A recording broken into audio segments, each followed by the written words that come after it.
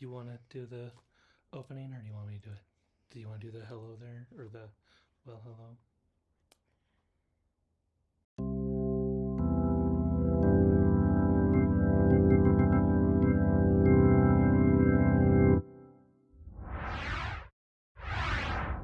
Well, hello there.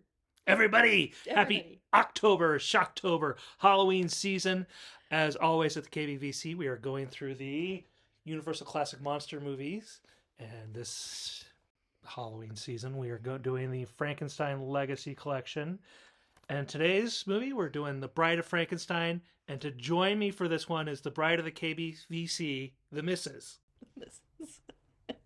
Hi. Hi, thanks for joining me. You're welcome. It's always nice. All right. So, should we just get into it then? Yeah. Okay. Sounds good. Can you tell us the first time we've done this?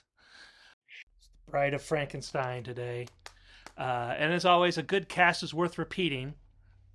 So we have the monster, Karloff. That's what they were just referring to him as. The monster. At this point, they just tried to one name him Karloff. Boris Karloff reprising his role. Henry Frankenstein is Colin Clive, also reprising his role. Elizabeth is Valerie Hobson, who apparently was 17 years old when she was in this movie. Oh.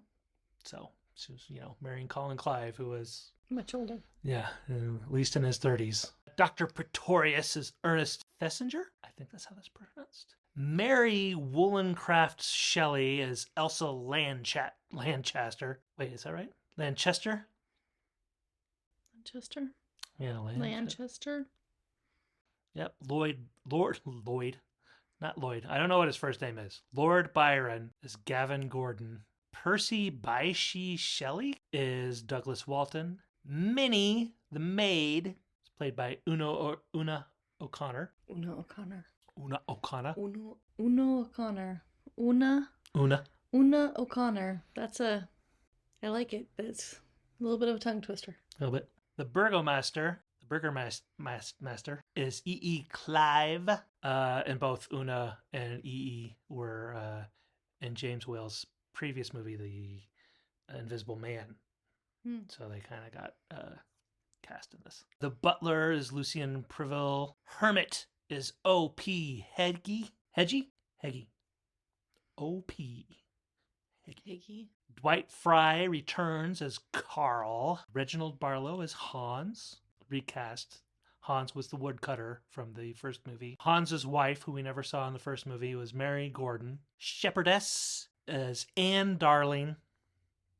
And Ludwig was Ted Billings. And the monster mate gets the question mark this time.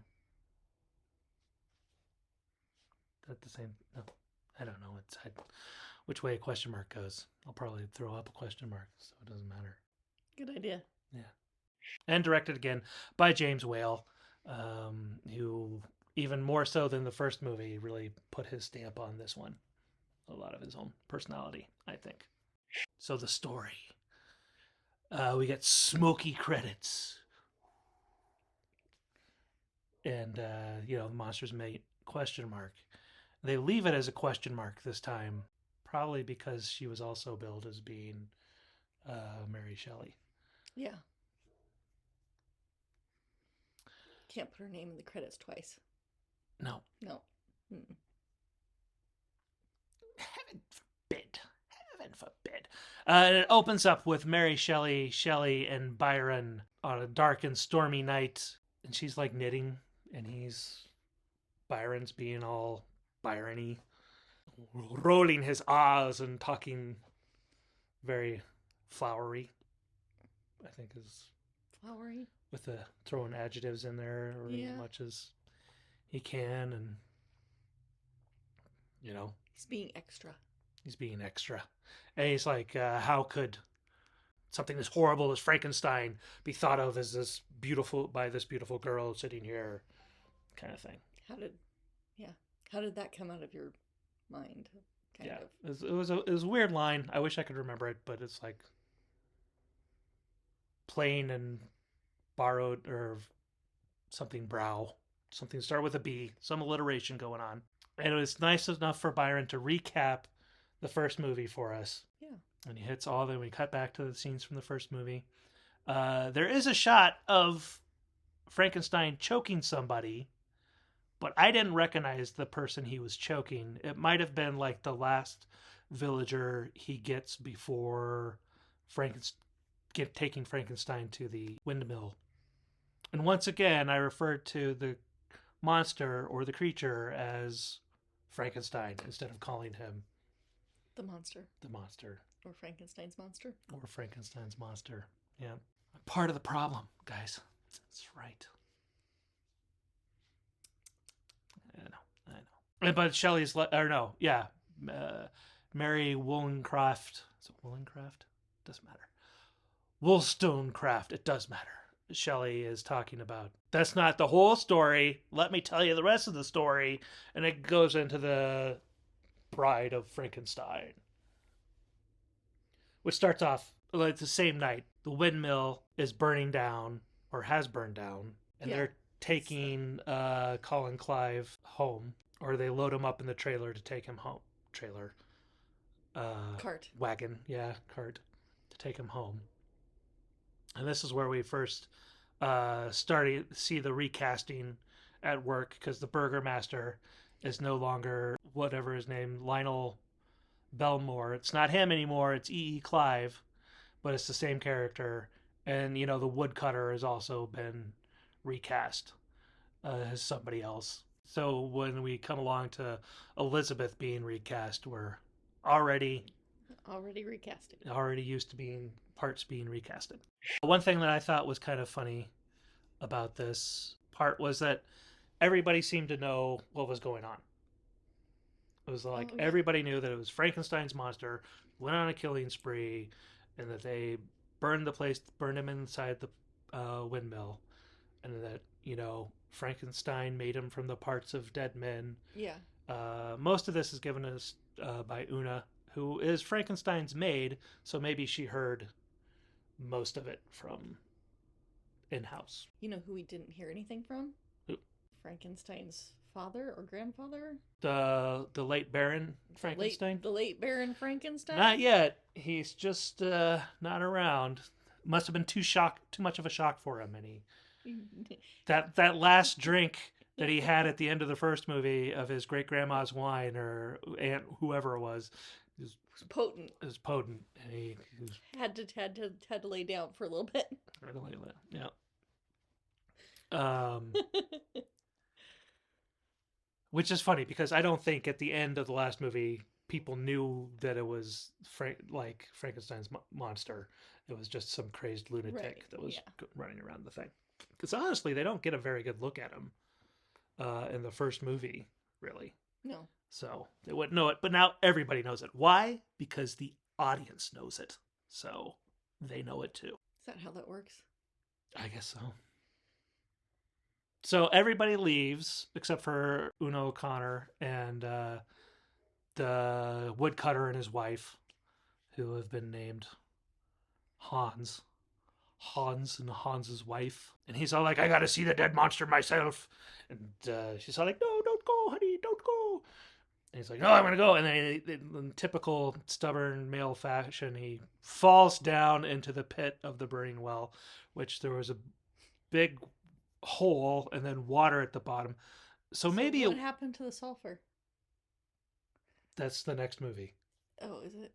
Yeah. Oh. No, that's a different place entirely, actually. Oh, a different place entirely. Oh, yeah, that's right. This is the windmill where they ended up. The windmill. That's the watchtower. Sorry. That where his laboratory is at. Two separate locations. So I thought those big windmills like that were for, grinding up grain and things like that, wheat or whatever it is they do with those things. Was this one for pumping water?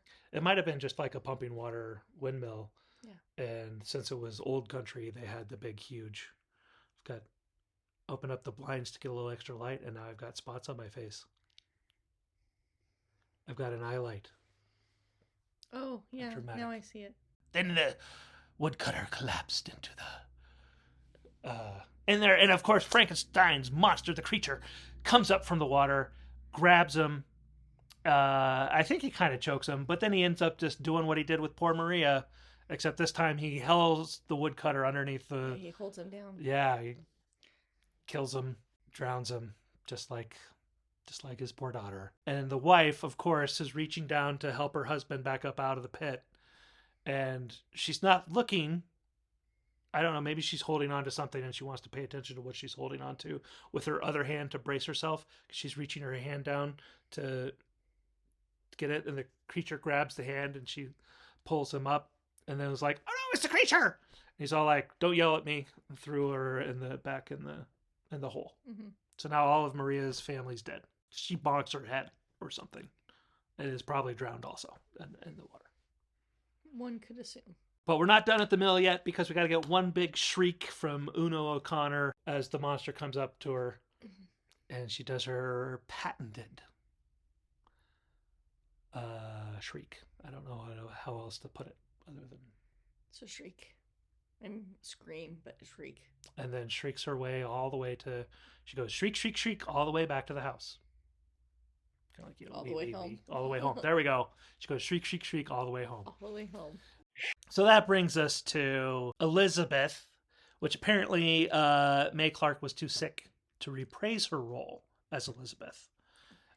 So it got cast as a dark-haired, very prominent jawline, because they use that a ton in the promotional art. 17-year-old actress, Valerie, who has a different vibe completely to Mae Clarke, I think.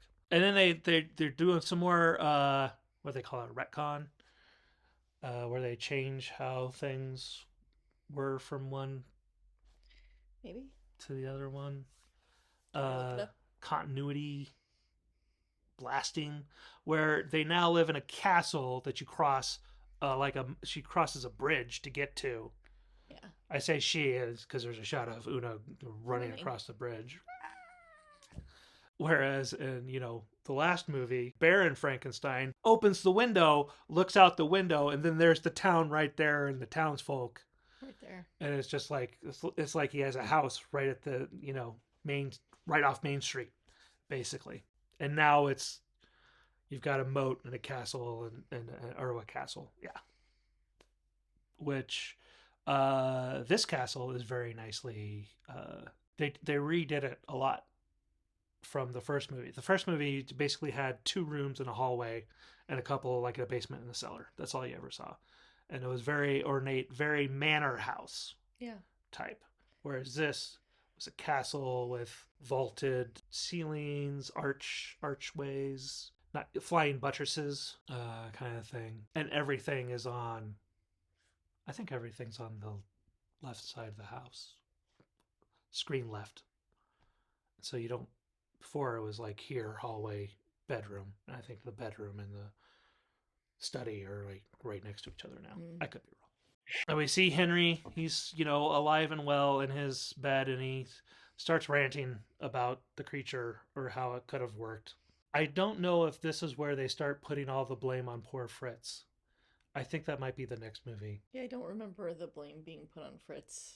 With grabbing the abnormal brain. Yeah. But he's like, oh, it should have gone a whole lot better. He goes into a rant. And then Elizabeth gets really hysterical and kind of hysterical. I don't think that there's another word for it. She like collapses in his lap almost. And that helps snap Henry from his maniacal ranting. He's all like, oh no, it's okay, honey. That's right. Nobody's gonna die and blah blah blah. Everything's gonna happen. The monster's dead. The monster's dead. Everybody knows. So that means they're the perfect couple for each other. Just a little bit. And I mean, you saw like a hint of that in Mae Clarke's performance in Frankenstein, because there's a scene where she's like, "Oh, I'm worried that something bad's gonna happen." Yeah. But this movie, she, cranks it up to 11. Really. I thought. Yeah. A little different actress. Yeah. Different take. Yeah, different. And Bride of Frankenstein's a little more theatrical. Yes. Than definitely more theatrical. the original one. they kind of, James Whale. I don't remember how many movies he had directed uh, before Frankenstein, but he's directed several more since then, and at least two other horror movies, I believe, The Old Dark House and The Invisible Man, before this one.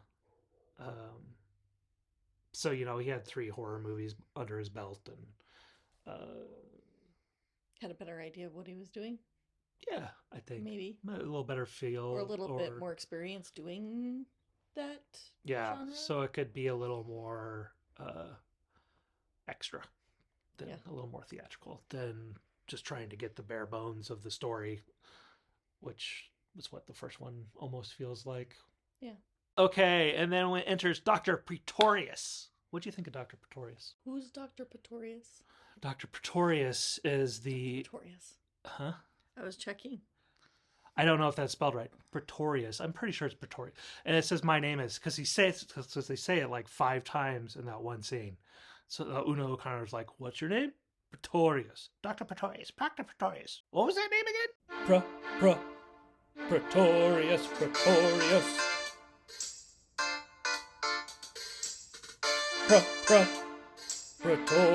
Pretorius. Dr. Pretorius. Dr. Pretorius is here. He's a little creepy. Yeah, he's got the big gray poofy hair. No, thank you for helping me remember. It's a Uh, little creepy, but I kind of liked his character at the same time. Yeah. It was a good addition to this. I think so. Yeah, and he was one of Henry's old professors that got also booted from the school because of he kind of shared the same philosophy as Henry. And he's all like, he shows up that night, he's all like, hey, come with me, I want to show you something. So they go back to Pretorius's place, and he offers him, I think, a brandy. Drink of some kind, yeah. A drink of something. Because it's his... An alcoholic drink of some kind, yeah. Yeah. Which is his only weakness. Is it, though? And then he shows Frankenstein his tiny happy people. Tiny happy people. Tiny happy people. The scene with the people in the jars. I didn't write them down.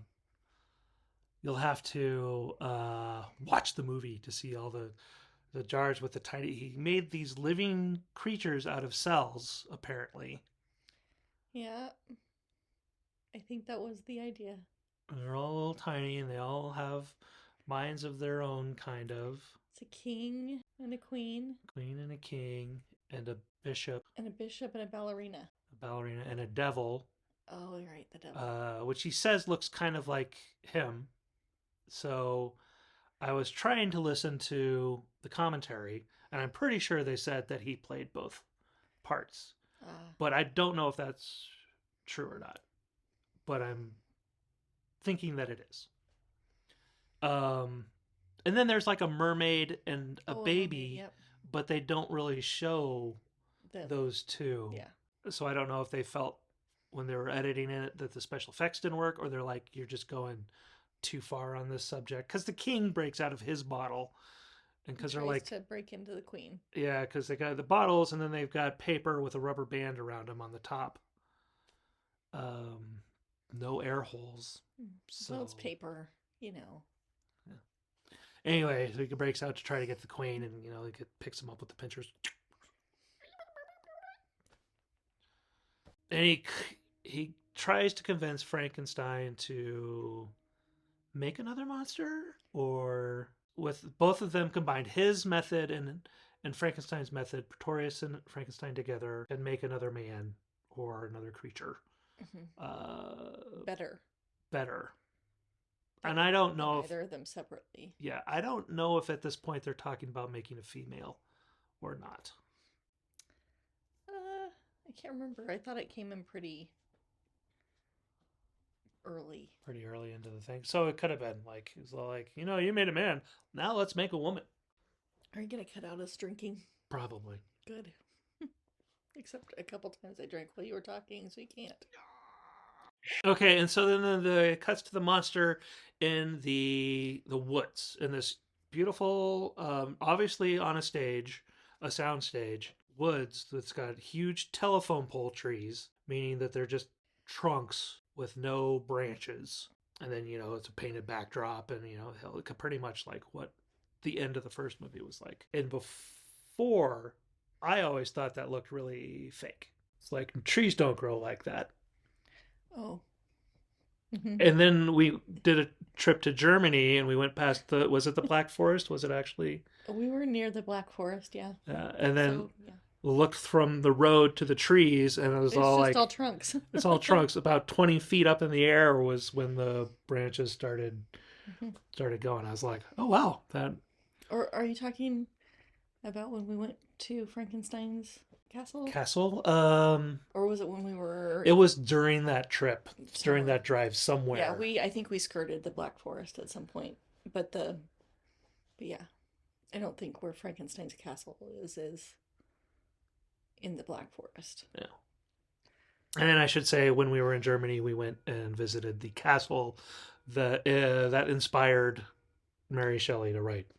Yes, that yeah, they claimed that Mary Shelley stayed in or Okay. stayed near and was inspired by this castle to write this horror story. Pretty It nice. was pretty cool. Yeah, pretty nice castle. Yeah. I mean, it wasn't a nice castle. It was ruins. It was ruins. Yeah. Mhm. I mean, we didn't get to go into. There was some buildings there, but there was also a wedding, so we didn't get to go into the buildings. We could only just walk up the. There was one place we chose not to go in because we figured we'd seen, because it was just another tower, but it was more enclosed. So there was one tower that was all enclosed still, and you could walk up it, and then there was the other more castle-y area where the roof was gone and some of the walls were gone, but you could kind of still see where the rooms were at, Mm-hmm. and they had things set up, displayed, and we that's where we walked up, and I think that was more interesting. I don't think the other side was as interesting. So, and there was also the wedding going on, so We didn't want to be like, hey, wedding, get out of the way. We're tourists from America. get out of our way. There were Uh, actually two weddings going on. oh, were there? Yeah, there were two weddings going on. One was in the chapel, and one was on the grounds a little further away. But at one point, both set of bridal pirate parties were where we were at taking pictures. Yes. So we They're might doing be their in, wedding pictures, and we we're might like be in some people's wedding pictures. photobombing them. Well, they just came and they were standing there while we were there. It wasn't like we got in their way. They just Right. came Yeah. and like, we're gonna stand here and take pictures now. We had small children with us. Yeah. Anyway, so Frankenstein is just wandering through the forest eating a carrot, I noticed.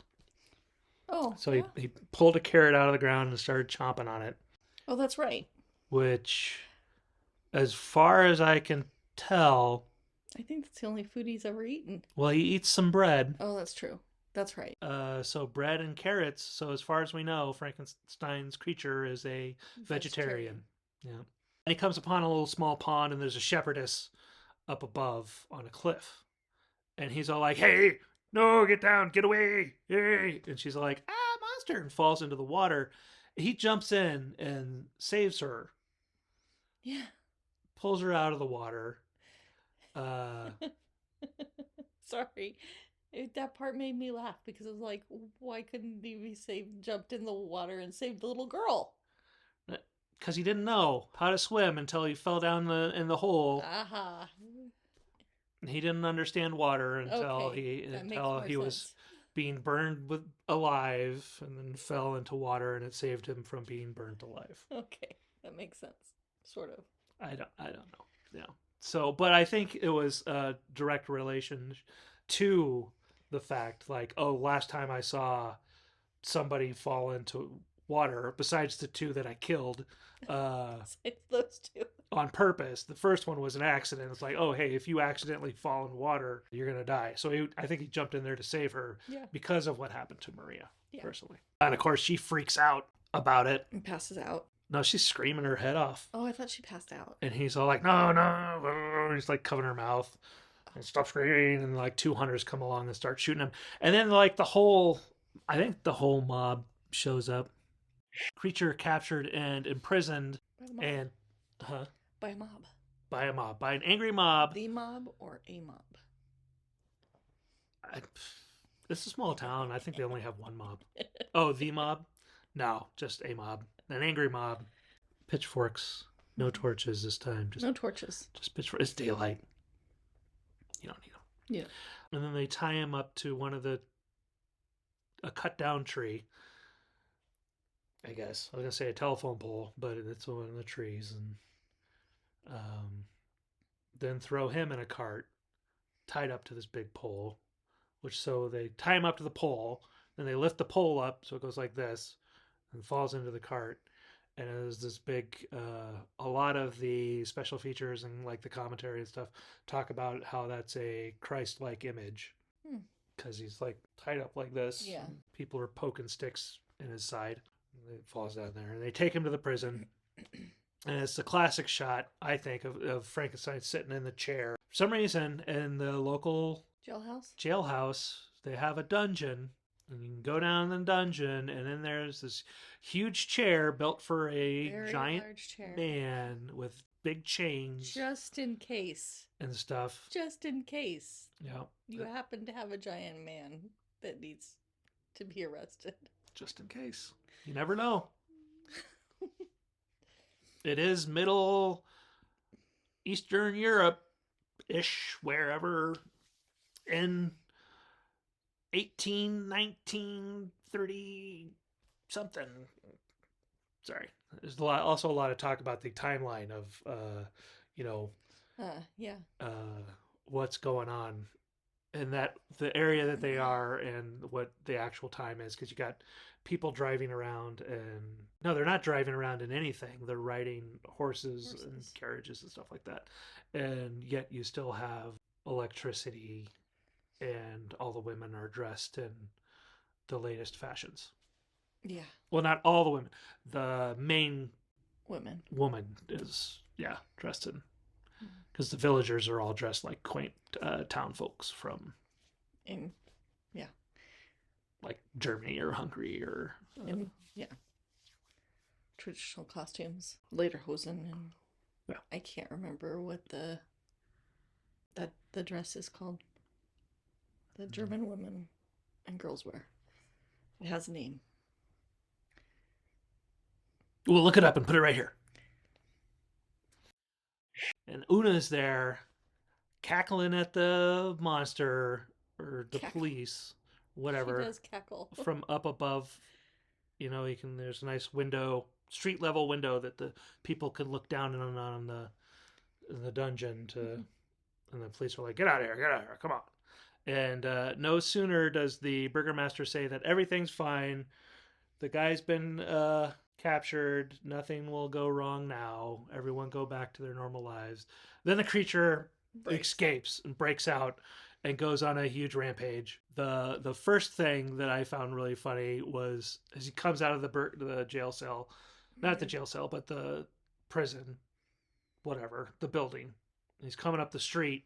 Una's there. She grabs some guy with a gun. It's like, shoot him, and kind of pushes him towards the monster and no. runs off. And the guy's like, okay, well, I guess I'll shoot him. And the monster grabs him, beats him up, steps on him. It's like, that guy'd be alive if Una hadn't been like, shoot him. Frida dies. Who's Frida? Well, she's this girl that somebody says, oh, Frida's not home. Where did Frida go? And then they cut to a church and like a Sunday school or whatever. I don't know what they're doing, but they come out and they see some dead legs, and it's poor Frida, which seems out of character. Now, so did the monster kill her? Or did someone just take advantage of the fact that the monster was around and killed somebody they wanted to kill? So they could blame it on the monster. Or maybe he was just running really fast, but looking behind him at the people, and then the next thing he knows, he's ran over some poor girl. Um, there are some deleted scenes. Dwight Fry, the great and wonderful Dwight Fry, is in this movie as Carl. Could be Fritz's brother, identical cousin. I don't know. They don't look identical. He's got different makeup. There are deleted scenes though.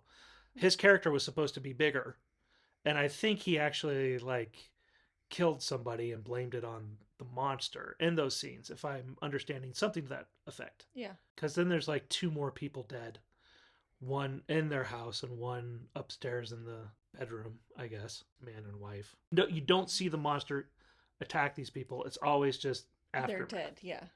And it just seems like somebody else took advantage. It does kind of seem that way. I mean, could have been the creature. He could have gone in there and managed to make it up the stairs, beat up somebody, walked upstairs, got the wife, came back downstairs, closed the door, went into the kitchen, made himself a sandwich. No, he's not, because he's hungry. Because the next scene, he comes across some gypsy camp, basically ruins their supper. The old lady at the gypsy cracked me up. The old lady gypsy. Oh, yeah. She's just like, pepper and salt. She's got a little corn cob pipe. She's like, pepper and salt. Where's the pepper and salt? They said, you need to say something there. And that's what she came up with. Pepper and salt. Either that or she was actually thinking they were eating supper, and she was all like, where's the pepper and salt? Where's my pepper and salt? And, the monster comes up and says, it's the creature! Ah! And, he fights him, and he might kill the guy because he grabs a gun. Yeah. But the others scatter off. Well, weren't they talking about that before the monster came up? They wanted to leave. I think, yeah, the wife wanted the wife to leave. And was she cradling the daughter or whatever? Yeah. And then there's the mother was like, and the dad was like, "There's no reason. We're perfectly safe." Yeah, he was like, "Oh, he's in jail. We're all fine. Stop your worrying." These men folk need to start listening to their women folk. Yep. Frankenstein just listened to Elizabeth to begin with. He'd be fine. And then we get the heart of the movie, or the soul, the heart and soul of the movie, which is the hermit, where Frankenstein comes across a house in the woods, and it's a blind hermit. He can't see that Frankenstein's disfigured. I mean, he feels him like Frankenstein. I don't think Frankenstein lets him touch his face. The creature doesn't let him touch his face. But he feels his arms and stuff and knows that he's injured. And so he lets him rest in his house. Oh, he's playing the violin too. Mm-hmm. Probably the saddest part of the movie is that somebody's decent to the monster. The only person that's decent to the monster, except the little girl in the last movie. Yeah. And two hunters come in and ruin it all. Yeah, two hunters come in and ruin it all. They probably could have lived a very happy life together. Yeah. They had to ruin it. And I think also the other reason why I think it's kind of sad is because obviously this hermit living in the woods isn't living in the woods because, he's got loved ones someplace. Yeah. He's living in the woods. He's an outcast himself. Because nobody else, wants to have anything to do with him, kind of. And yeah, kind of. So it was sad doubly. And he was just so happy to have a friend. Yeah. And then some time passes, but it might have been just a day. But let's see. He brings him in, lays him down, and there's a fade to black, and the cross. There's a cross. The hermit has a cross up on his wall, and that stays illuminated as it goes black. So that's the last thing they did. And they, I don't remember if it was the producers or Universal or somebody wanted to make sure that there was a lot of religious paraphernalia in the movie to counter bringing a dead man back to life kind of thing. Yeah. John Carradine comes in as a cameo role as the hunter, as the missus said, who would later go on to play Dracula in the House of movies. And they burn the poor guy's house down. I like to pretend that there was time there. Like that there was Well, more he's than just starting like to. overnight. It was, that they had quite a bit of time together. Yeah. I mean, I guess his injuries, the creature's injuries have Healed. healed.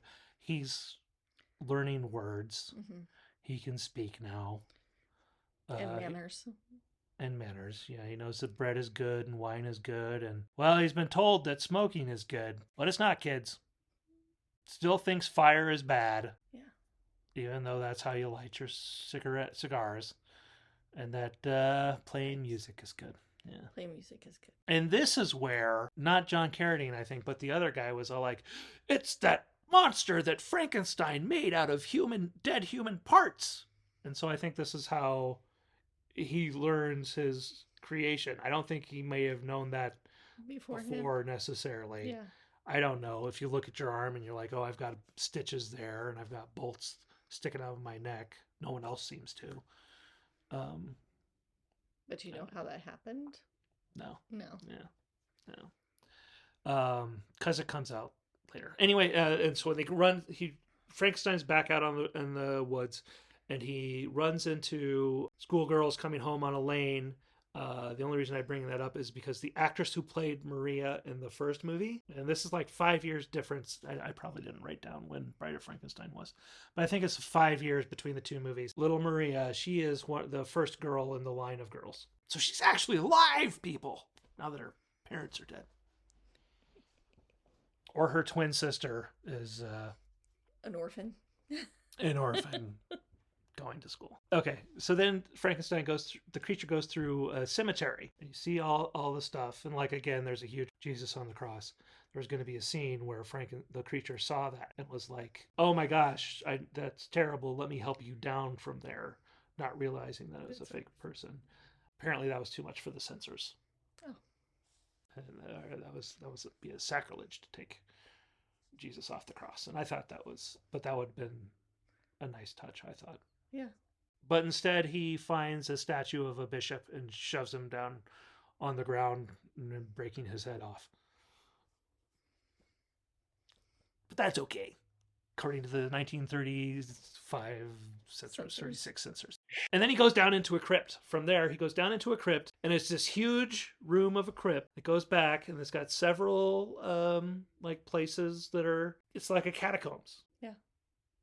And it's directly underneath that cemetery. So I'm like, what are all the headstones doing up in the cemetery if directly underneath it?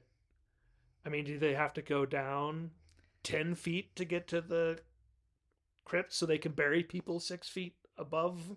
Well, were they burying people 6 feet? At that point, I don't know. I don't know. But I just thought it was funny. And this is where Dwight Fry really comes in. We see him a couple of times in mob scenes and crowd scenes. He has like a line here and a thing. But this is where him and his partner are helping Dr. Pretorius dig up bodies, but not bodies because it's just bones. And so they're getting the bones of this young girl that I believe I have 1899. So I don't know if that's when she died or when she was born. I don't remember which one he said, but there was the date on the crypt was 1899. And they open up the coffin, and there's bones in there, and Carl has this strange line where he says, "She was pretty in her way." It's like, it's just a skull, and it's bones. And it was just odd. Kind of a creepy line. Kind of a creepy line. He was kind of a creepy guy, apparently. So Dr. P and the creature end up hanging out. Because the Dr. P is in the crypt underneath. Yeah, Dr. P was with Carl and Ludwig or whatever his name is. And then they leave, and they're like, is that where he set up his lavatory? No, he decides to have lunch down there. So he puts the bones of the girl on top of the crypt. And he's there. Has lunch with her. And not creepy at all. No, not creepy at all. No. A lot of people do that. Yeah. Especially with strangers that they just dug up. Well, he's going to get to know her because he's going to bring her back to life, and he wants to start off a good relationship. But the creature shows up, and So like, hey, can I have some smoke and wine? He's like, sure. Do you know who you are? Or what you are? Whatever. He's like, yes, Frankenstein created me from dead. Well, he really listened to that hunter when he came in, Yep. laid it down for him. Otherwise, I don't know. Or he could hear Uno O'Connor talking at the beginning of the movie when he was down in his little pit. Oh yeah, and this is another time he says, "Sure, we can. I smoke. It's my only vice." But is it? Is it? He only has two vices, though. I don't think he says it again in this Oh. movie. It would be nice if he said it It's my only more. vice. Maybe this is where he started talking about a wife or a female character.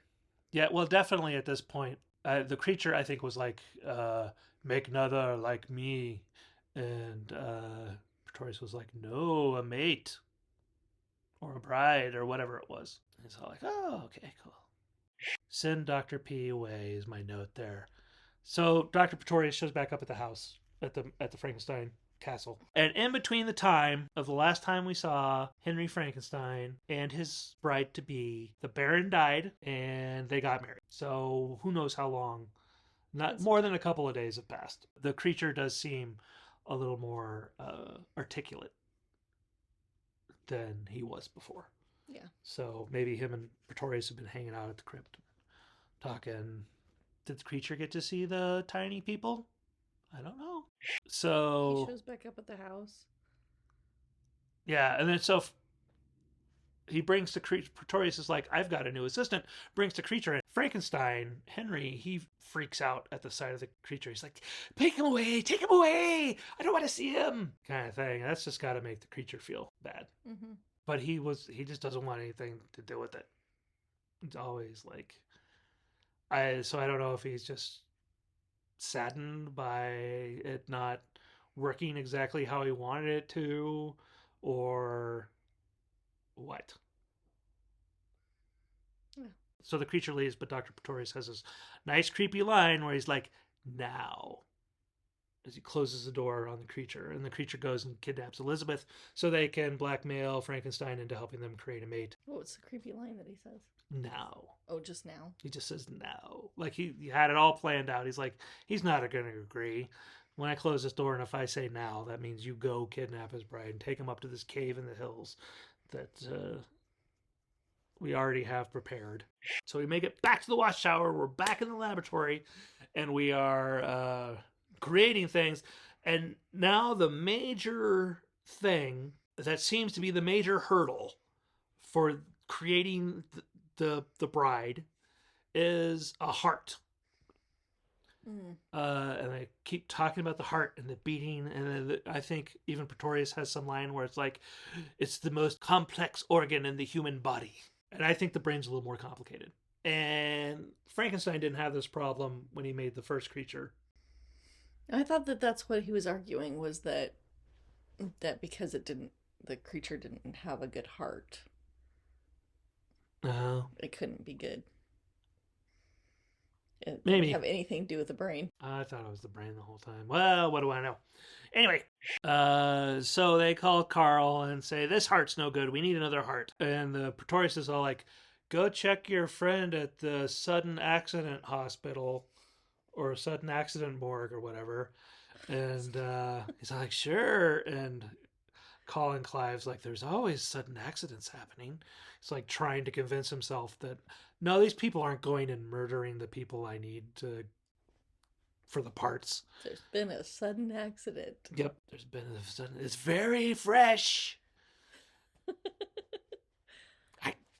It was still beating in my hand when I took it out of her. Henry's got some big blinders on, basically, when it comes to that part of it. All he wants to do is get this done so he can get Elizabeth.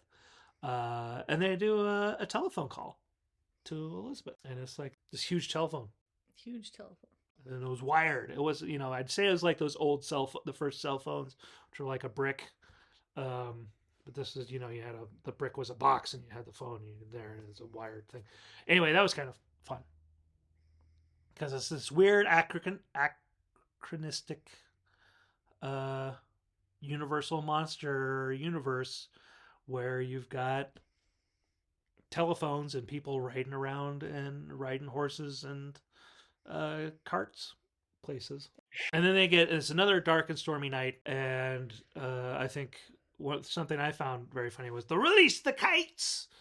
So they have these huge kites that go up into the sky to get the electricity down to the thing, which I thought was funny. Yeah. Took a little bit from Benjamin Franklin there. Like, you want to catch electricity? Tyson. Fly a kite in a storm. Yeah. And then that's the thing. So the bride is on her bed, on the table, and they've got this huge device that comes down above her, and there's little sparks and lights coming down through the ceiling, like in the device. I think there's a little pan there that's supposed to catch the sparks and the whatever. The electricity, the flames or whatever that are coming down from the spark generator up above. And I just found that funny because Boris Karloff, when he did his creation scene, he was really worried about the prop guys up above going and how these sparks were going to fall down on him. I don't know if they actually did or not. He was only worried that they were going to fall down and burn him. Yeah. And here on the bride, they're purposely dropping sparks down on her. So shows you for equality there. Mm-hmm. And then Dwight Fry dies. Carl dies. I'm like, why does he have to die? The monster, for whatever reason, goes up to the top of the tower, and he's all like, Carl's like, no, don't touch this stuff. Go away. Here, I'm going to grab a torch. I'm going to wave it at your face. And that's the worst thing you can do to Frankenstein's monster. Triggered. Yeah. And he's like, and throws him off the side of the building. And I'm like, why? But anyway, all the lights are going stuff. And then they lift her up. They unwrap her eyes. And her eyes are open. And so we get the, she's alive! She's alive! Scene. Because, I always got to say that. Wouldn't be a Frankenstein movie if somebody isn't alive. Yep. Somebody's... Okay, and then I didn't mention it. Doesn't really matter. Like Henry's sleeping earlier. The creature comes in and is all like, "Keep working." He's like, "I can't do it. I'm being pressured too much." And so they go and they get the creature drunk beforehand, and he's passed out drunk for a while. Oh. But he's already killed this. But that's way earlier. He killed Carl. Comes downstairs to meet his bride, and arranged marriages can be tough because she is not interested in him. Arranged marriages can be tough. That's a good way to say that. She's like, no, thank you. No, thank you. And the monster keeps trying. More than that. She's like, absolutely not. Yeah. She hisses at him. She got that from watching geese at the park, apparently. At him. She's just not that into him. She's a little more into Henry. It's like, hey, you've got dapper hair and no big clamps keeping your skull in place. Why don't you, the monster does a thing, takes his hand, and it's all like, she's like, no! And so the creature makes the same mistake that Henry made in the first Frankenstein movie, which is, hey, this didn't go exactly how I wanted it within the first 2 minutes of this person being alive or reborn or whatever. So now I'm going to completely freak out. Let's go to completely freak out. Have a meltdown. Destroying everything. And then Elizabeth shows up at the watchtower. Well, she escaped. How did she escape? She just escaped. She was tied up with... She escaped. She had a hairpin she was able to get. And... Maybe she was all like, hey, Carl, I need to scratch something with this hand. Could you untie it for me? Thanks. Yeah. But, oh, yeah, sure. The bunch of rope elsewhere. You can't get out of that. Yep. And you don't know where you are. You're in an undisclosed cave someplace in the hills. Frankenstein, the creature's plan, he accidentally puts his hand on a lever, and both Henry and Pretorius are like, no, don't touch that lever. Because you pull that lever, the whole place is going to explode.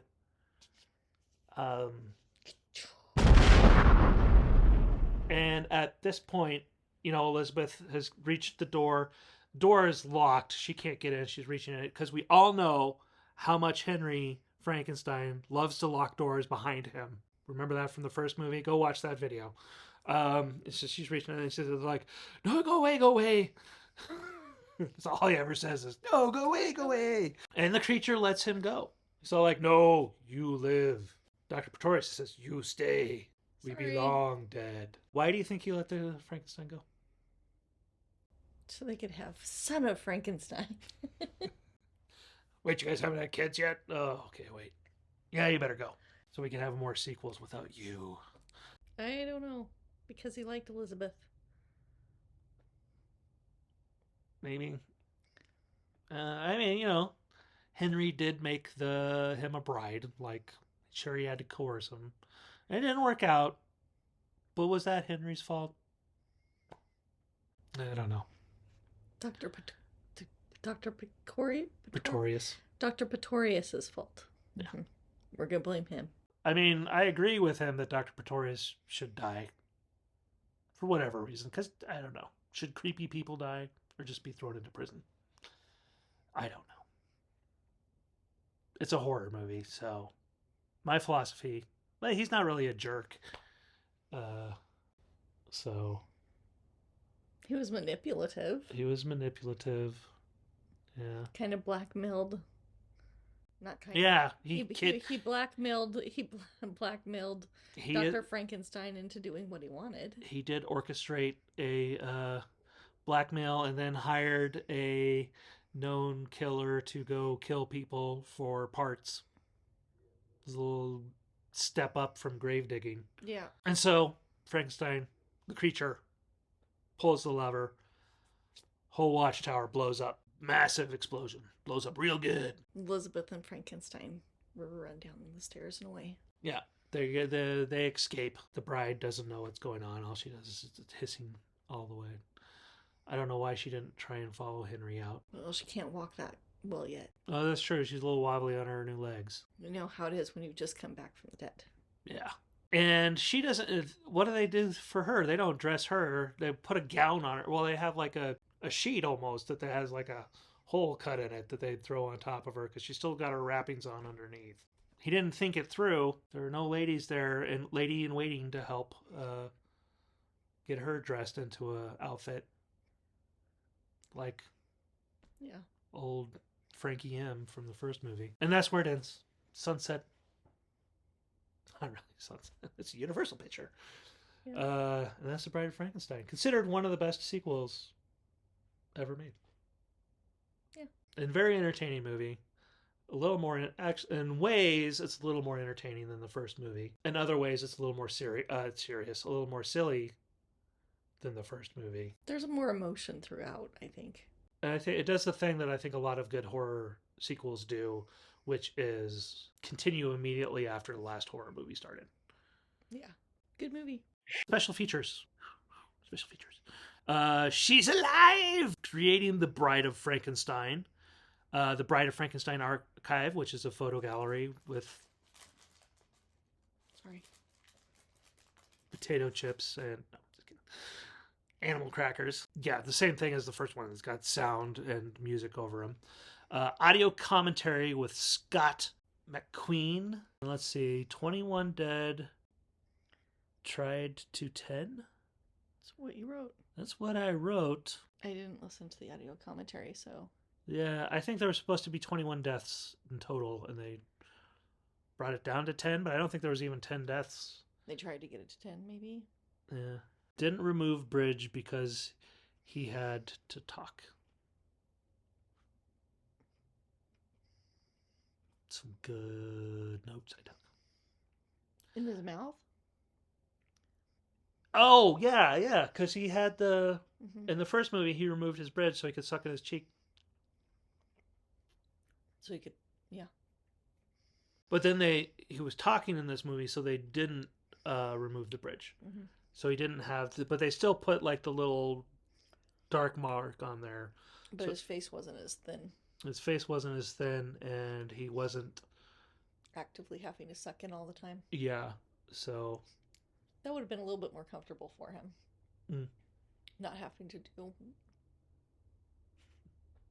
Well, I don't think he did it like all the time, but only for the close-ups. Probably. Yeah, so that's what that means. Thank you for helping me understand my notes. You're welcome. There's the theatrical trailer pack again with Frankenstein, Bride, Ghost, and House of Frankenstein. It's the only one on there. And then the 100 Years of Universal Restoring the Classics, exactly the same thing that's on the first disc. The DVD had the commentary and the archive and the theatrical trailer. And then if on the House of Frankenstein DVD, it has the She's Alive, Creating the Bride of Frankenstein, which is pretty interesting. The interesting documentary, a lot of people talking about it, a lot of film discussion. There's also some discussion about how they try to make a correlation with homosexuality. Like Dr. Pretorius is a queen type figure, and he's trying to steal Henry away from Elizabeth. Oh, interesting. So I don't know if that was a purposeful subplot that James Whale had in there or not. I know that there was some language that he put in there to help clue in like homosexual references, whatever they did in those days, to say that without actually saying that and getting anybody blacklisted or whatever at that day and age. Of course, I don't remember any of what those are. So, but apparently, there's a very lovely documentary called "The Celluloid Closet" that goes into all that stuff. Oh, that was it. The Bride of Frankenstein. Got any final thoughts? I think I felt more for the creature, the monster, in this movie. Yeah, definitely. That, they allowed him to have a friend and make a friend and start to have him be able to comprehend maybe between right and wrong and good and bad, and then tore it all away from him. So it made you feel for the monster. Yeah, if they didn't have the random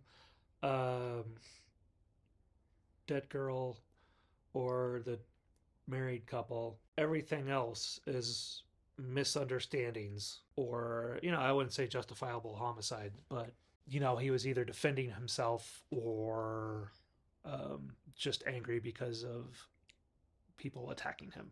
Yeah.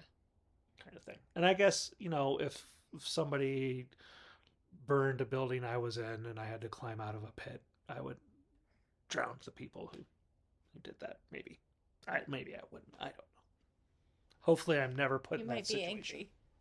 I will write you with... And have a fear of fire, possibly. A fear of fire, yeah. Oh, one thing I did want to say, and I'll probably put it up here for the audience to see. One of the posters for The Bride of Frankenstein is with the creature holding the bride as she's like flinged back with a bouquet in her hand. Oh, yeah. Like a wedding, like an actual wedding had photo a wedding. Kind of thing. I thought that was really funny. Fun, I guess. Yeah. More fun than funny. And I think this movie, the title of this movie, The Bride of Frankenstein, really didn't help the people calling the monster Frankenstein. Because it's obviously talking about even the character. I mean, the character's name is the monster's mate in the credits, but ever since she's been referred to as the Bride of Frankenstein. But she's not the bride of any person with the last name of Frankenstein. She is the bride of the creature. Do we ever find out what happens to her? No. They never mention her again? They never mention her again. So we can make a little story that, she also survived, because in the next movie, The Son of, there's a big jump in years, because Henry, who has no children, then goes to Wolf, who is a grown man, 20s or 30s. Frankenstein's son. Yeah, Frankenstein's son, 30s probably. So there's a big 20s, I don't know. Big jump in years there. And we find the monster is with somebody. So we don't know how exactly he survived the blowing up of the watchtower. But if he survived, there's a good chance that the bride survived, and maybe she just left Got a new hairstyle. Got a new hairstyle that was a little less out there, and She's somebody's parlor maid. became someone's problem. Yep. Oh, sorry. No,